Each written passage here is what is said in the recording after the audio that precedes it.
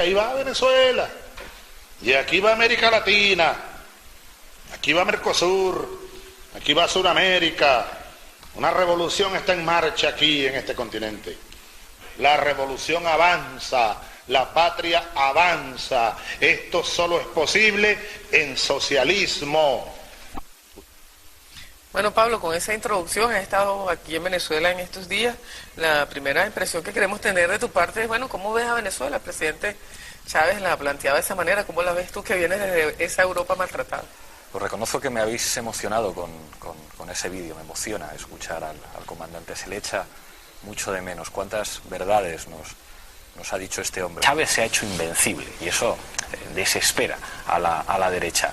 Van a utilizar toda su batería de poder mediático para tratar de insistir en que Venezuela es una dictadura, que no se respetan los derechos, a pesar de que es una democracia más que homologada, como dicen todos los centros internacionales independientes que vienen aquí a hacer observación en las elecciones. ¿Qué te parece, en medio de eso, el discurso de quien él nos dejó a los venezolanos para que continuara su labor, que es Nicolás Maduro? Vamos a escucharlo.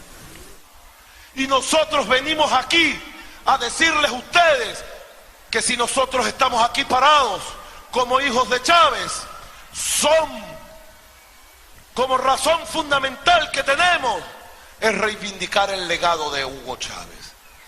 Que nadie se confunda con nosotros. Nosotros no estamos en venta, nosotros no tenemos precio. Nosotros no somos burgueses, ni queremos serlo. Nosotros somos el pueblo en el poder y venimos a trabajar y a hacer socialismo y más socialismo. ¡Socialismo! Aquí en Venezuela, el 14 de abril, los venezolanos van a decidir quién va a ser su presidente. Y a partir de ahí se volverá a demostrar una vez más al mundo que esta es una de las democracias más consolidadas del mundo.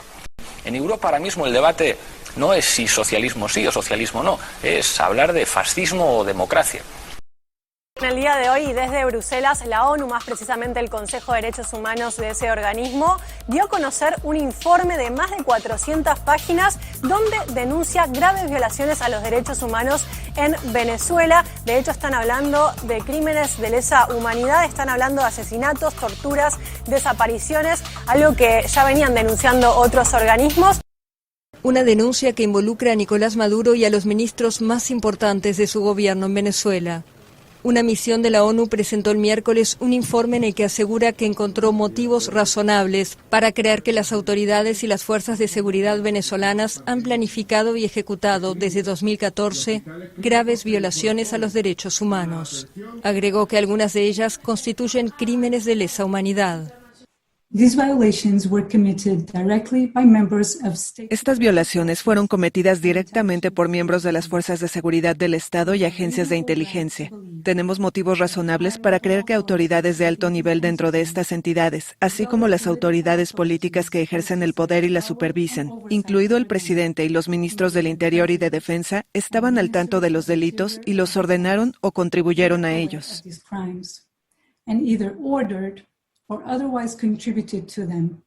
La misión investigó 223 casos, 48 de los cuales se examinaron en profundidad, en un exhaustivo informe de 443 páginas. Además, estudió casi 2.900 casos para corroborar los patrones de violaciones y crímenes, como ejecuciones extrajudiciales, desapariciones forzadas, detenciones arbitrarias y tortura. No obstante, los integrantes del grupo no pudieron visitar el país caribeño, porque, según dijeron, el gobierno no respondió a las reiteradas solicitudes, lo que se sumó a las restricciones de viaje en vigor debido a la pandemia del nuevo coronavirus. Por ese motivo realizaron 274 entrevistas a distancia. Venezuela vive desde 2015 una grave crisis política que se profundizó en 2019 cuando el líder opositor y titular del Parlamento, Juan Guaidó, se proclamó presidente encargado del país, considerando que Maduro usurpó el cargo tras reelegirse en unos cuestionados comicios un año antes. En julio, la alta comisionada de la ONU para los Derechos Humanos, Michelle Bachelet, criticó la situación en Venezuela al presentar un informe en el que denunciaba detenciones arbitrarias, violaciones a las garantías al debido proceso y casos de tortura y desapariciones forzadas. el presidente de ese país, Nicolás Maduro, sus ministros del Interior y de Defensa, los altos mandos militares, policiales y de inteligencia son considerados responsables de violaciones de los derechos humanos en ese país. Estos han sido considerados tan graves que en ciertos casos constituyen crímenes contra la humanidad. Ese ha sido el tajante balance que ha entregado una misión internacional que recibió de la ONU el encargo de investigar la situación de ese país caribeño en esta materia. El informe precisa además, de manera explícita, la responsabilidad de algunos de los más altos cargos políticos del país en violaciones sistemáticas de los derechos humanos, que los crímenes incluso identificados fueron altamente coordinados conforme a políticas de Estado y como parte de un tipo de conducta generalizada. Desde Naciones Unidas, porque el organismo presentó el primer informe de la misión internacional encargada de conocer el estado de la crisis en Venezuela. En el documento se constatan violaciones flagrantes a los derechos humanos y posibles crímenes de lesa humanidad por parte de las autoridades. La presidenta de la misión, Marta Baliñas, indicó que su grupo encontró motivos razonables para creer que el gobierno de Nicolás Maduro y las fuerzas de seguridad venezolanas han planificado y ejecutado desde el año 2014 graves violaciones a los derechos humanos, incluyendo detenciones y ejecuciones arbitrarias y el uso sistemático de torturas. Según el informe, estos actos se cometieron en conformidad con las políticas de Estado y con conocimiento o apoyo directo de altos funcionarios de gobierno. Esta misión de carácter internacional e independiente no pudo entrar a Venezuela debido a que el gobierno de Nicolás Maduro no respondió a las solicitudes. Sin embargo, pudo realizar más de 270 entrevistas a distancia e investigar más de 220 casos relacionados a la crisis. Esta investigación es paralela a la que realiza la Oficina de la Alta Comisionada para los Derechos Humanos de la ONU, que está encabezada, recordemos, por la expresidenta Michelle Bachelet. Los actos de tortura incluyeron, entre otros, graves palizas, tortura psicológica por amenazas de ejecuciones, realización de simulacros de ejecución, amenazas de ejecución a familiares, agresión sexual, violación y amenaza de violación y electrocución.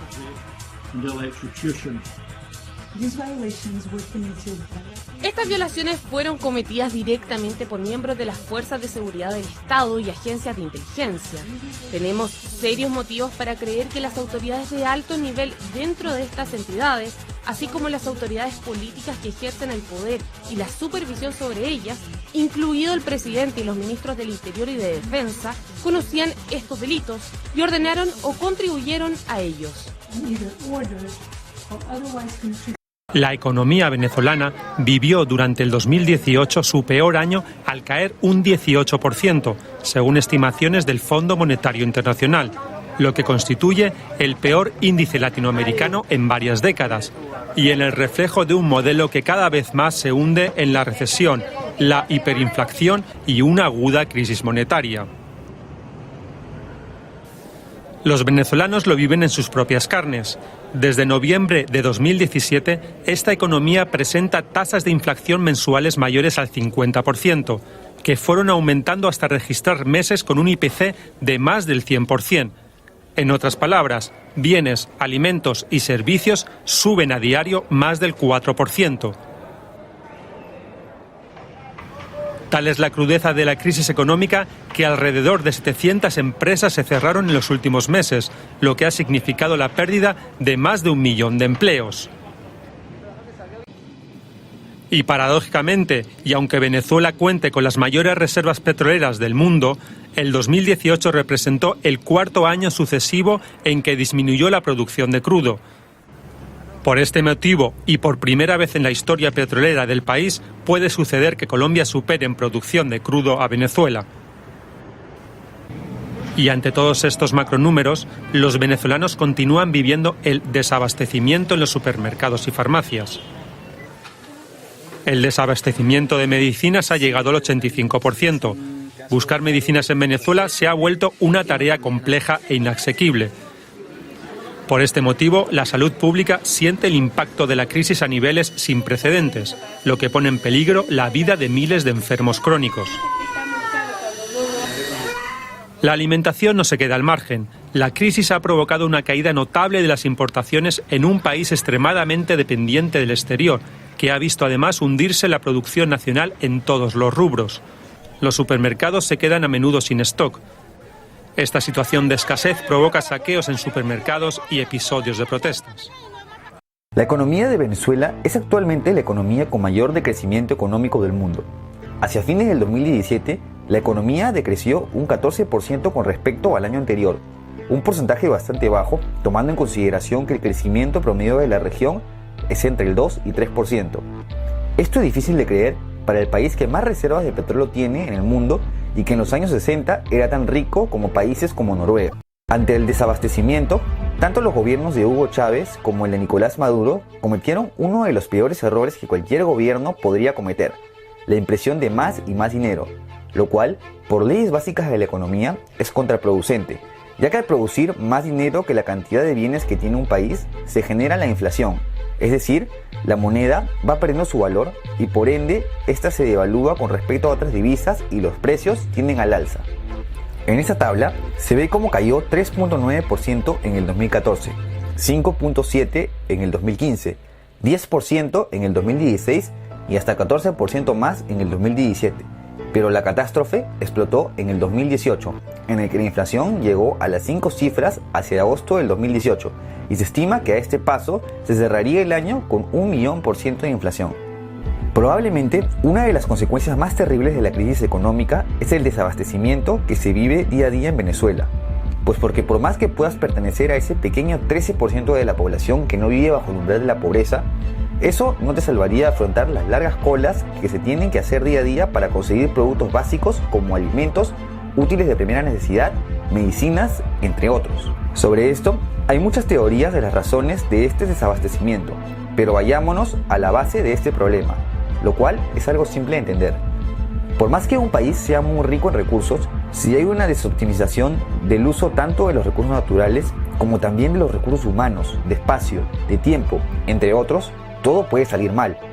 Esto se puede ver plasmado en que al estatizar gran cantidad de empresas, por más buenas intenciones que pueda tener el Estado, no contará con la experiencia ni el know-how suficiente para gestionar los recursos como lo harían los conocedores de cada rubro. Conozca las riquezas que gozaba Venezuela antes de la crisis. Actualmente, es una nación sacudida por la pobreza, violencia, la corrupción y la hiperinflación.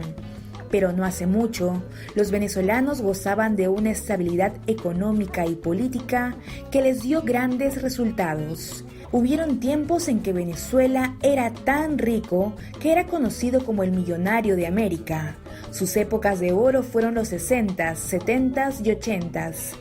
En esos años tenían los edificios más altos y modernos de Latinoamérica, enormes autopistas y buenas carreteras, hoteles de primera para los turistas, ya que era considerado un paraíso tropical. La gente en Venezuela tenía buenos trabajos, es decir, buenos salarios, y gracias a esto un buen estilo de vida. En Venezuela se vivía tan bien que era un país del que nadie se quería ir. Incluso se hablaba de la Venezuela saudita, que se caracterizó por la alta fluidez del dinero, generado por el aumento de los ingresos petroleros de más del 350%. Las familias tenían todo, hacían compras enormes en el mercado, no por derrochar el dinero, sino porque había cómo comprar en grandes cantidades. Mientras tanto, al otro extremo de la ciudad, las oficinas de inmigración venezolana se encontraban repletas de inmigrantes europeos y latinoamericanos, principalmente procedentes de España, Chile y Colombia, que eran sometidos a exhaustivas y meticulosas entrevistas para descubrir el motivo real de su visita y si su interés verdadero es quedarse o no en el país, pues la inmigración ilegal había crecido exponencialmente en los últimos años. Inmigrantes de países vecinos ocupaban los puestos de trabajo más duros como obreros, personal de servicio en casas y vigilantes, constantemente reportados por la policía. En este momento, a pesar de la crisis que comienza a inicios de los 80s, Venezuela se encontraba en la cúspide de calidad de vida de los países latinoamericanos.